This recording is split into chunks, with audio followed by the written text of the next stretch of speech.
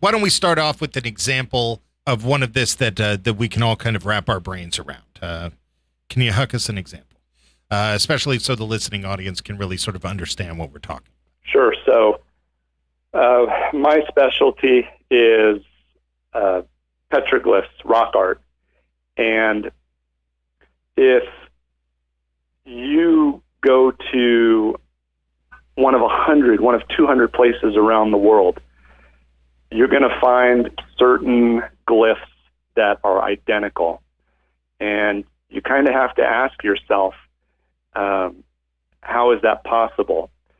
And then you have to start looking at the glyphs, and you have to start looking at the glyphs around it.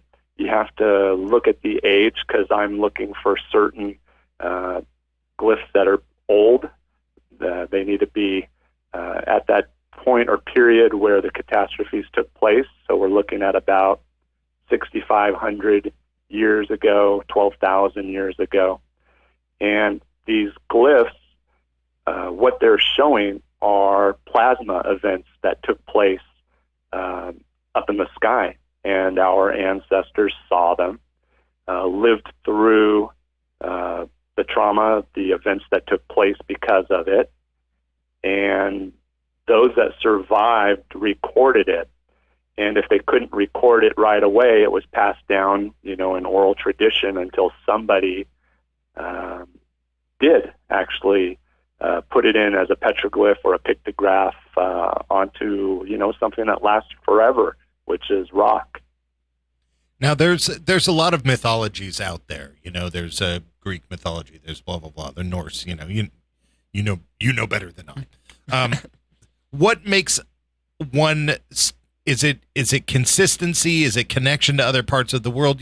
What makes one mythology sort of stand out as something that we're going to believe there's some fact in here, and other mythologies we say, this is just the mythology or story writing.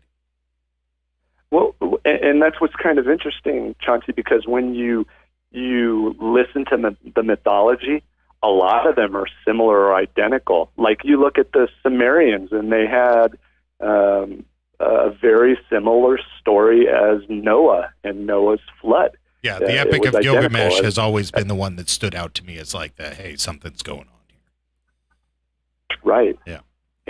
And you look at you can put ancient Olmec, ancient Maya, and compare it to on the other side of the world, and the stories are very similar. There's catastrophic events. They start talking about entering the underworld and hell having taken place.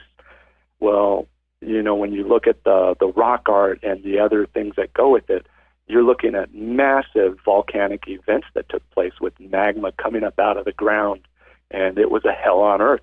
And, people are talking about entering into the underworld. Well, it's coming from an actual event that took place. Or, you're talking about a deluge, a worldwide event. All the Native Americans, or most of the Native Americans, have the same type of story as the Sumerians, as the Egyptians, as, those that were, the Norse, the pre-Norse, cultures. It's the same. There's minor discrepancies, and you have to remember that over time, oral traditions change. So when you take into, consideration thousands of years have passed, that's a lot of time for, stories to get mixed up, change, differences of opinions and things of that nature to take effect.